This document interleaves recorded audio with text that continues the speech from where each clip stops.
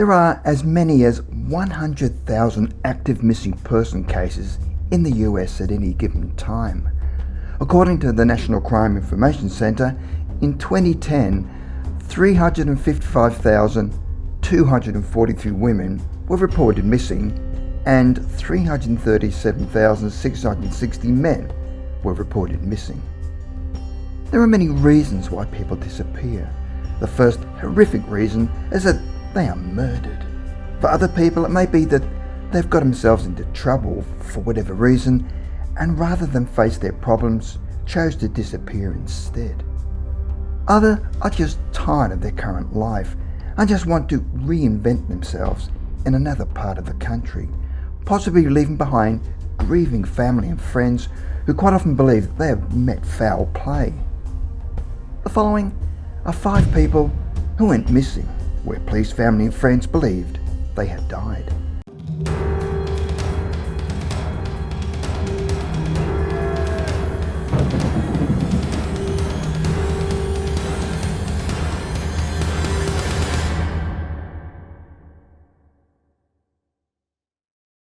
Number 5. Loula Cora Hood. In 1970, a single mother named Loula Cora Hood left her home in Galesburg, Illinois, after a family argument, and then vanished, leaving behind her 15-year-old daughter. There was absolutely no sign of what had happened to her. The mystery of Hood's disappearance baffled police for decades. In 1996, human remains were discovered buried in an abandoned brickyard and were deemed to be those of Loula Cora Hood. The reason it all made sense was that when the bones were laid out, they were the same height as Loula. The brickyard was also across from where Hood's parents lived. So had this 26-year-old mystery finally been solved? A memorial service was held, but police kept the remains until full confirmation could be made. In 2008, 2 family members gave DNA samples for a comparison. Test results released showed that remains weren't Hood, and a cold case turned hot. After the findings, new investigations were opened up, and after nearly 40 years, the search for Loula Hood resumed. Amazingly, the mystery was solved when authorities managed to locate an 84-year-old woman living in Florida with a new family. She would be identified as Loula Hood, who had gone on to have 14 children. Police were unable to find the exact cause as to why she suddenly vanished, but it appears she's had a history of mental illness, which could have attributed to her disappearance. Unfortunately, police were unable to identify the remains of the skeleton found in 1996, and that case remains a mystery. Number 4. Arthur Gerald Jones. Arthur Jones was a father of 3 who was a commodities trader and also had a seat on the Chicago Board of Trade. On May the 11th, 1979, he told his wife that he'd had a sudden meeting to go to and that was the last anyone saw of him, and he just disappeared. Police later found his abandoned Buick near O'Hare International Airport, containing his belongings, but no Arthur. His wife thought it strange that he'd rushed out to a meeting not wearing his business attire, and in the days prior to him leaving, had been acting rather strangely. Other strange anomalies would later come to light when it was found that prior to his disappearing, he'd sold off his seat with the Board of Trade because he'd accrued a gambling debt in excess of $210,000. Police continued to be suspicious when they found that Jones had also forged his wife's name on a second mortgage application as he tried to get more cash to pay off his debts. In addition to his finding, police learned that one of his business associates, Carl Gamari, a wealthy commodities trader, had been gunned down days earlier in his Inverness home by masked intruders. Was there a correlation between the two? And was Jones involved in the murder, or was he too a victim who had suffered the same fate as Gamari and had been killed by the mob?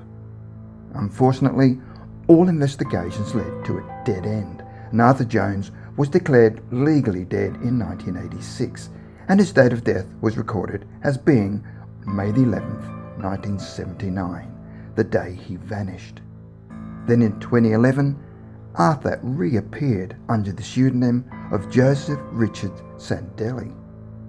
Arthur had managed to procure someone else's social security number and was discovered when the actual owner of that number had noticed unusual activity with it at the Nevada Department of Motor Vehicles and had reported it to the relevant authorities. Authorities found him living under his fake name in Las Vegas, where he'd been working as a sports bookie for the past 10 years. He told investigators that he had left his wife and children after 20 years of marriage to start a new life. Through fingerprint evidence, police found that he'd been busy committing crimes under various fake names and that he'd been arrested on numerous occasions in Florida, California and Nevada. Arthur Jones would eventually be charged under false status, false identity and burglary. Number 3. Petra Patiska.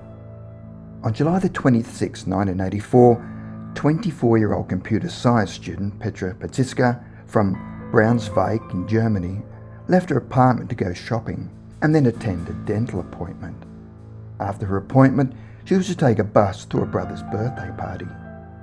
She never arrived and a huge manhunt then ensued, but to no avail. A case appeared on a German crime watch show, but there were no leads or evidence.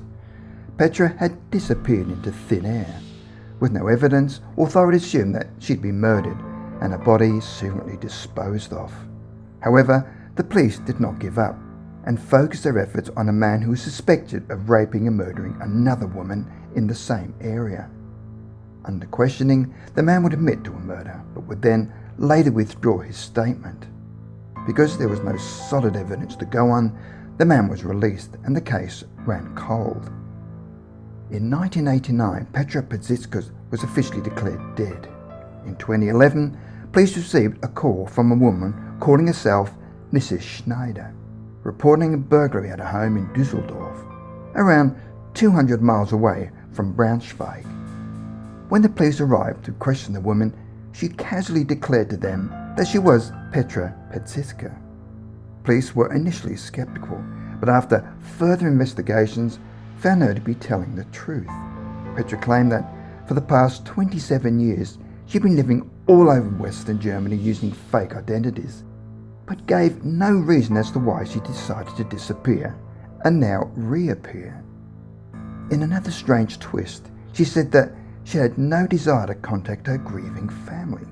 Police claim that her disappearance in 1984 was well planned, as she had no bank account to trace her whereabouts, as she paid cash for everything. Her father had gone to his grave 5 years previously, believing his daughter had been murdered, whilst her brother and mother were in shock and tears when they heard the news. Number 2. Denise Bowles. On January the 17th, 1985, Denise disappeared from home without a trace. However, there was a note left which read, "We've got your wife." Several days later, authorities would find her social security card, birth certificate and charge cards, all carefully laid out on the front seat of her husband's abandoned truck at Logan International Airport in Boston. But no trace of Denise. The police were baffled by the mysterious note that was left, as no one had called asking for ransom money. Even though the police were unable to find any clues, they assumed that she'd been kidnapped or murdered. They could find no suspects, and after questioning her husband, was not seen as a person of interest. However, there was a break in her disappearance when the co-owner of the organisation she worked for was accused of embezzlement. It was also found that Denise had been involved in the theft of between $12,000 and $100,000 when she falsified books in her role as a bookkeeper. Police charged her in absentia and now believe that this theft would have given her the reason to run, despite the fact that she was close to her family. Even though the police had now found a reason for her disappearance, they could find no leads. In 2002, a private investigator had not long been working on Denise Bowles' mysterious disappearance and was able to finally track her down and discover that she was living in Panama City, Florida. She had started a new life under the name Denise James with a new family, who had no idea of her previous life. When police questioned her, she came clean and explained that she had run when her ex-boss had threatened her life. However, Denise had no idea that she was wanted for embezzlement. Luckily for Denise, the embezzlement charges were dropped. Number 1. Michelle Whitaker. 32-year-old Michelle Whitaker of Spartanburg, North Carolina, vanished in August of 2002 after an argument with her mother. A short time later, one of Michelle's co-workers, 21-year-old Heather Sellers, also went missing. The police initially suspected Heather's boyfriend, Jonathan Vick, as they had previously suspected him of rape and murder back in 1995, so immediately suspected he was involved in Heather's disappearance.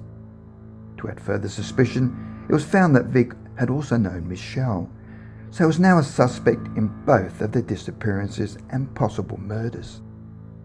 In 2006, Vick was convicted of the 1995 crime, but he refused to divulge any information on the two missing women, casting further suspicions that he was the perpetrator of the disappearances. For years it was assumed that Michelle had been murdered. The case was aired on an episode of the TV series Forensic Files, where a reviewer rang in and claimed that the missing Michelle Whitaker was their neighbour. Police then visited the neighbour to find that she was indeed the missing Michelle Whitaker, but there was no correlation between her disappearance and Heather Sellers. It turns out that Michelle decided to leave her previous unsatisfactory life behind and wanted to start anew.